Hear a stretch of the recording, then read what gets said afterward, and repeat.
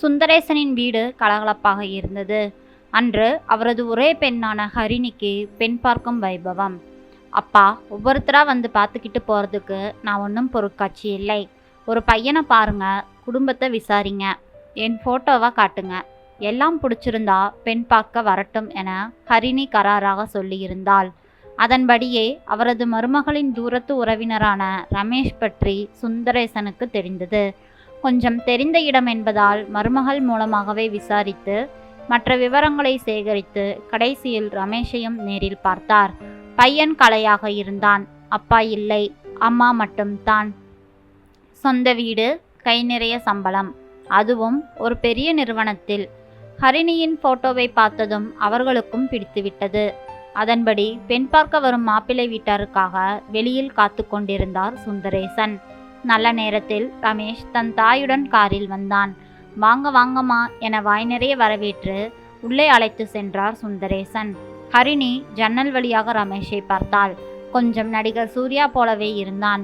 முதல் பார்வையிலேயே அவளுக்கும் அவனை பிடித்துவிட்டது. மங்களம், முதலில் தண்ணி, அப்புறம் ஜூஸ் கொண்டா என தன் மனைவிக்கு ஆர்டரை அனுப்பிவிட்டார். சோபாவில் அமர்ந்திருந்த ரமேஷிடம் ஜானகி அவன் அம்மா, வீடு சூப்பராக இருக்கு ரமேஷ், ஒரே பொண்ணு வேற, பொண்ணும் நல்லாகத்தான் இருக்கிறாள், நல்ல முடிவாக சொல்லு என்றாள். சரிம்மா என தலையாட்டினான் ரமேஷ். தண்ணீரையும் பின் ஜூஸையும் இருவரும் பருகினார்கள். யார் எப்படி பேச்சை ஆரம்பிப்பது என்ற தயக்கத்தில் இருந்த பொழுது சில நொடிகள் அமைதியாக கழியவே பேச்சை ஆரம்பித்தான் ரமேஷ்.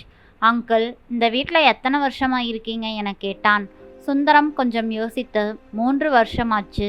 பழைய வீடு தாம்பரம் பக்கத்தில் இருந்தது. ஆனால் அப்ப சொன்னேனே, என்னுடைய ஒரே பையன் விபத்தில் பரிதவித்து விட்டான். அதற்கு பிறகு அந்த ஊரே ராசி இல்லைன்னு இந்த வீட்டுக்கு வந்துவிட்டேன். ரமேஷுக்கு புரிந்தது. அவரது ஒரே மகன் சாலை விபத்தில் பலியானதைத்தான் நேரில் வந்த பொழுதே சொல்லியிருந்தார். ஆமா அங்கிள், இந்த வீடு உங்களுக்கு ஓகேவா என கேட்டான். ஆமாம் மாப்பிள்ள, இங்க வந்துதான் ஹரிணிக்கு வேலை கிடைத்தது. இப்போ உங்க சம்பந்தமும் கிடைக்க போகுது. இதுவே பெரிய ராசி தானே. குஷியாகவே பேசினார் சுந்தரேசன். சரி, கிரிஜாவும் அவங்க குட்டி பையனும் எங்கே? சுந்தரேசனின் மருமகள் பற்றி ஜானகி கேட்க சுந்தரேசன் சற்று மௌனத்துக்கு பின் சொன்னார். மன்னிக்கணும், இப்போ அவங்க எங்க கூட இல்லை.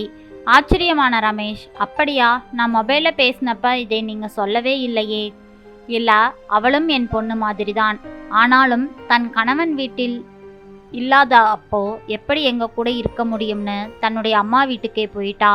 நாங்களும் அவளை ரொம்ப கட்டாயப்படுத்தல. என்ன இருந்தாலும் அவ தன்னோட அம்மா வீட்டில் இருக்கிற மாதிரி இங்க எங்க கூட இருக்க முடியாதே. ஆனா நாங்க அவங்க கூட தொடர்பு வச்சுக்கிட்டு தான் இருக்கிறோம். இப்ப பாருங்க, உங்களை பத்தின சம்பந்தத்தை கூட அவ மூலமாகத்தான் தெரிந்தது என சொல்லிவிட்டு தன் மனைவி மங்களத்தை ஓரக்கண்ணால் பார்த்தார். காரணம், மங்களம் ஏற்கனவே சொல்லியிருந்தாள், நம்ம கிரிஜாவையும் கூப்பிடுங்க, வர்றவங்க கேட்டாலும் கேட்பாங்க என. அவர் அப்பொழுது நல்ல விசேஷம் நடக்கும் பொழுது அவ எதுக்கு, சரியா வாழை கொடுத்து வைக்காதவ, அப்புறமா அதை பற்றி சொல்லிக்கலாம் என தன்னுடைய மனைவியை அடக்கி வைத்திருந்தார். இப்பொழுது ஜானகி அம்மாளை சமாளிக்க சற்றும் சங்கடப்பட்டார். சரி அங்கிள், அவங்க தன்னோட அம்மாவோடையே இருக்கட்டும். இப்போ இந்த நிகழ்ச்சிக்கு அவங்களை கூப்பிட்டு இருக்கலாமே என வெளிப்படையாகவே கேட்டுவிட்டான் ரமேஷ். மன்னிக்கணும், எனக்கு ராசி, சகுனம், திருஷ்டி இப்படி சில சென்டிமெண்ட் விஷயங்களில் நிறைய நம்பிக்கை உண்டு. நான் தான் ஒரு நல்ல காரியம் நடக்கும் பொழுது எதுக்குன்னு வேற தப்பா எதுவும் நினைச்சிடாதீங்க என பவ்யமாக சொன்னார் சுந்தரேசன். அப்ப இவங்க எப்படி என தன் அம்மாவை சுட்டி காட்டி கேட்டான் ரமேஷ். ஐயோ, இவங்க உங்க அம்மா, தெய்வ மாதிரி சற்று பதறினார் சுந்தரேசன். ஓகே அங்கிள், அது உங்க இஷ்டம். கல்யாணத்துக்கு வருவாங்கல்ல என கேட்ட ரமேஷிடம், அட அதுக்கு விட்டுருவோமா என சிரித்தபடி சொன்னார் சுந்தரேசன். பின் ரமேஷுக்கும் ஜானகிக்கும் காஃபி கொண்டு வர ஹரிணி அழைக்கப்பட்டாள். கொஞ்சம் நாணத்தோடு ஒரு தட்டில் 2 டம்ளரில் காஃபியை ஏந்தியபடி ஹாலுக்குள் பிரவேசித்தாள் ஹரிணி. ஜானகி நேராக பார்க்க ரமேஷ் சுற்றுமுற்றும் பார்ப்பது போல் ஹரிணியை பட்டும் படாமலும் பார்த்தான். அவனது பார்வையில் ஹரிணி அன்று பூத்த ரோஜாவை போல் ஃப்ரெஷ்ஷாக அழகாகவே இருந்தாள்.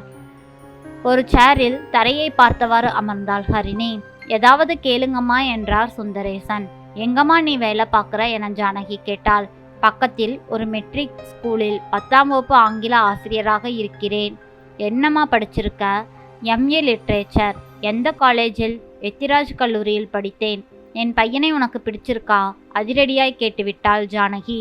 ஹரிணி மெல்ல வெக்கப்பட்டு, அவருக்கு என்னை பிடிச்சிருக்கான்னு கேளுங்கம்மா என சொல்லி உள்ளே சென்றாள். இதை ரசித்தான் ரமேஷ். பின் டிஃபன் வர இருவரும் சாப்பிட்டனர். நடப்பது எல்லாம் சுந்தரேசனுக்கு திருப்தியாக இருந்தது. மங்களத்தின் மனசும் நிறைந்திருந்தது. அப்ப எங்களுக்கு பிள்ளையை பிடிச்சிருக்கு, நீங்க முடிவை சொல்லிட்டீங்கன்னா மேற்கொண்டு பேசிடலாம் என ஆவலாக சொன்னார் சுந்தரேசன். அங்கிள், எனக்கு ஒரு நாள் டைம் கொடுங்க ப்ளீஸ், நாளைக்கு பதிலே சொல்லிடுறோம் என கூறினான் ரமேஷ். மாப்பிள்ள, நீங்க நல்லா யோசிச்சு எந்த முடிவா இருந்தாலும் நல்ல முடிவாவே சொல்லுங்க. ஆனால் நான் என் மனதில் உள்ளதை சொல்லிடுறேன். என் பொண்ணும் நீங்களும் யாரும் எந்த விதத்திலும் குறைந்தவங்க இல்லை. 2 பேருமே உருவத்திலும் சரி படிப்பிலும் சரி சமமான அந்தஸ்துள்ள குடும்பம்தான். இது மாதிரி அமையறது அபூர்வம். இது நடந்தா பல பேர் கண்பட்டுத்தான் தீரும். அந்த அளவுக்கு பொருத்தமான ஜோடி நீங்க. நல்ல விஷயங்கள் எல்லாம் சீக்கிரமே நடக்கட்டும். தன் மனதில் பட்டதை அப்பட்டமாக சொன்னார் சுந்தரேசன். தாயும் மகனும் சிரித்தபடியே எழுந்து விடை பெற்றனர். அவர்கள் சென்ற பின் ஹரிணி பேசினாள். அப்பா, என்ன இருந்தாலும் நானும் அவரும் சமம்னு நீங்க சொல்லியிருக்க கூடாதுப்பா. ஏம்மா, மனசுல பட்டது தானே சொன்னேன். நீ அவருக்கு எந்த விதத்திலும் குறைச்சல் இல்லைம்மா. அப்பா, உங்க மகள்ங்கிறதுக்காக அப்படி கூட தோணியிருக்கலாம். ஆனா ஆண்களுக்கு சுப்ரியாரிட்டி காம்ப்ளெக்ஸ் இருந்தா பெண்களை ஈக்குவலா நினைக்க தோணாதுப்பா. ஹரிணி சொல்ல மங்களமும் அதை ஆமோதித்தாள். ஆமாங்க, நம்ம பொண்ணை பெற்றவங்க கொஞ்சம் அடக்கித்தான் வாசிக்கணும். நீங்க அவசரப்பட்டு உளறி கொட்டிட்டீங்களே என கணவர் சுந்தரேசனிடம் சொன்னாள். அட என்ன நீங்க, நான் ஏதோ தப்பா பேசிட்டது போலவே குற்றம் சொல்றீங்க. ப்ளஸ்ஸு மைனஸ்னு பார்த்தா 2 பேர்கிட்டையும் எந்த மைனஸும் இல்லை. அதுதான் பொருத்தம்னு சொன்னேன். தன் நியாயத்தை மீண்டும் மீண்டும் உறுதி செய்தார் சுந்தரேசன். ரமேஷ் வீட்டிலோ ஜானகி கேட்டாள். ஏண்டா, அங்கேயே சரின்னு சொல்ல வேண்டியது தானே, ஏன் ஒரு நாள் டைம் கேட்ட? தன் அம்மாவையே கூர்ந்து பார்த்த ரமேஷ். அம்மா, பொதுவாக பார்க்குறப்ப இது நல்ல சம்பந்தமாகத்தான் தோணும். ஆனால் அந்த சுந்தரேசன் சொன்னதை நீ கவனிச்சியாமா என்ன என்பது போல் ரமேஷை பார்த்தாள் ஜானகி. இல்லை, அவர் என்ன சொன்னார்னு நீ கேட்டையா? தம் பொண்ணுக்கு நல்ல வரன் சொன்ன தன்னோட மருமகளையே விதவைன்னு ஒதுக்கி வைக்கிறாரேம்மா. அப்புறம் அவரோட பொண்ணு யாருக்கும் குறைஞ்சவ கிடையாதுன்னு சொன்னாருமா. தவிர ரொம்ப சென்டிமெண்ட் பார்க்குறவரா இருக்காருமா. சரி, அதில் என்னடா தப்பு? எனக்கு நீ வஸ்தி, அது மாதிரி அவருக்கு ஹரிணி வஸ்தி. அப்புறம் இந்த சென்டிமெண்ட், ஜோசியம், கடவுள் நம்பிக்கை, நேரம், காலம் இதெல்லாம் ஒருவரோட தனிப்பட்ட நம்பிக்கைகள். தங்களுக்குன்னு ஒரு அளவுகோலை தங்களோட திருப்திக்கேற்றபடி வச்சு பார்க்குறாங்க. இதை ஒரு குற்றம்னு சொல்ல முடியுமா? தன் அம்மாவை ஆழமாக பார்த்தான் ரமேஷ். மீண்டும் ஒரு முறை நடந்ததை யோசித்து பார்த்தான். அம்மா, நீ புரிஞ்சுக்கிட்டது அவ்வளவுதான். இப்படி சில விஷயங்களில் நீ சொல்கிற மாதிரி ஒவ்வொருத்தரும் ஒவ்வொரு அளவுகோல் வச்சு பார்க்குறாங்க, வாழுறாங்க, சரி. ஆனால் அதில் மற்றவங்க பாதிக்கப்படக்கூடாதுமா. இப்போ எனக்கு இந்த உருவ வழிபாட்டில் அவ்வளவா நம்பிக்கை கிடையாது. பெத்த அம்மா கிட்ட 2 வார்த்தை பேசாத எவனும் எந்த கோவிலில் எத்தனை சாமியை கும்பிட்டாலும் எந்த புண்ணியமும் கிடைக்காதுன்னு நம்புறவன் நான். அதுக்காக மற்றவங்களும் இது மாதிரி நடக்கணும்னு நான் சொல்ல முடியுமா? இல்லை, அது மாதிரி இல்லாதவங்க கிட்ட பேசாமத்தான் இருக்க முடியுமா? ஆனால் அவர் தன் மகளுக்கு மாப்பிள்ளை பார்த்த தன் மருமகளையே விதவைன்னு ஒதுக்கி வைக்கிறாரு. அதை பற்றின விஷயத்தில் நமக்கென்னன்னு இருக்க முடியாதுமா. நாளைக்கு நமக்கே, அதாவது உனக்கே கூட இந்த அவமதிப்பு வரலாம் இல்லையா? நம்மளை வாழ்த்துற மனசு தான் முக்கியமே தவிர அவர் பொண்ணை பற்றி அவருக்கு ரொம்ப உயர்வான எண்ணம் இருக்குது, அதில் தப்பில்லை. ஆனால் இந்த சென்டிமெண்ட் பார்க்குறவர் கணவன் மனைவிங்கிற உறவில் 2 பேரும்னு சமம்னு எப்படி நினைக்குவார்? கான்ட்ராக்டாக இருக்குதுமா. ஸோ என்னோட தேவை அவருக்கு ரொம்ப முக்கியமோ இல்லை, கட்டாயமோ இல்லைம்மா. ரமேஷின் கருத்துக்களால் துணுக்குற்றாள் ஜானகி. அவளும் யோசிக்க ஆரம்பித்தாள். மகன் என்ன இப்படி சொல்றான் என ஆழ்ந்த கருத்துக்குள் போய்விட்டாள். டேய், நீ என்னென்னவோ பேசுற, பொண்ணுதாண்டா முக்கியம் என்றாள். பொண்ணுதான் முக்கியம்னா எனக்கு பிடிச்ச நான் ஒரு பொண்ணை சொன்னா நீ சரின்னு சொல்வியாமா? மற்றபடி குடும்பம், அந்தஸ்து இதெல்லாம் நீ பார்க்க மாட்டியே? ஜானகி விழித்தாள். அட, அது இல்லடா, பொண்ணுதான் முக்கியம், மற்றதை சரி செய்துக்கலாம்னு சொல்ல வரேண்டா என்று கூறி சமாளித்தாள்.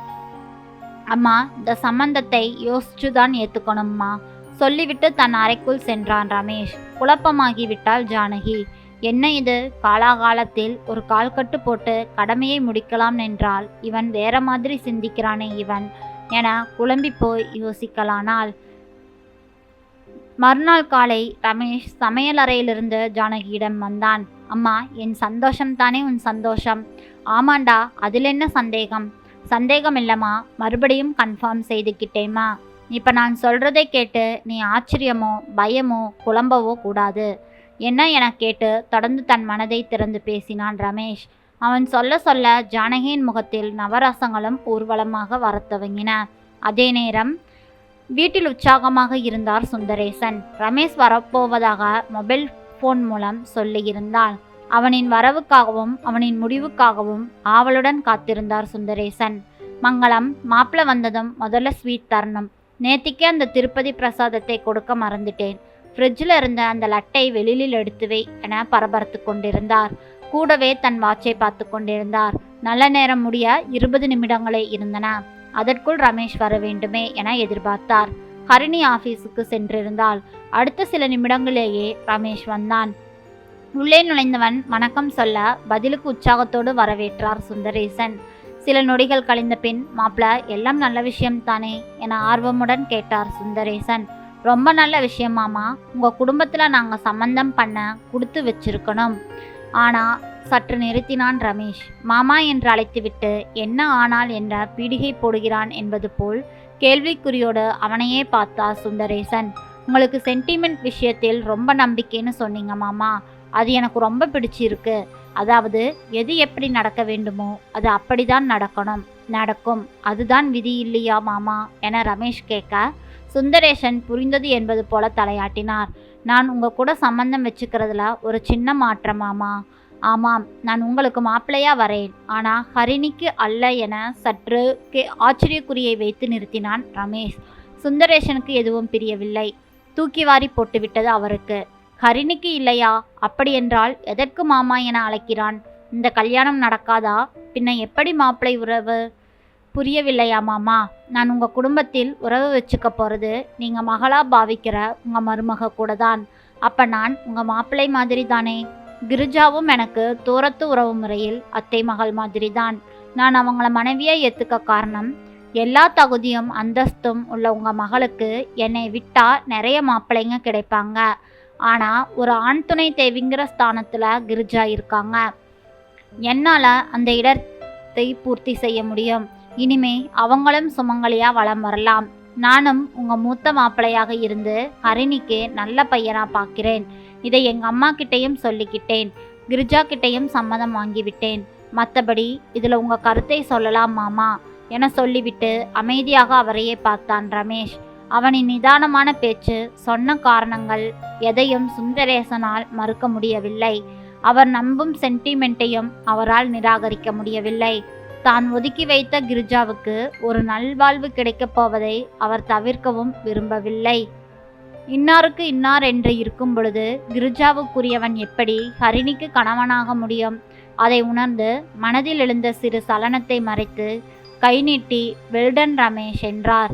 பதிலுக்கு ரமேஷும் கை குலுக்கினான்.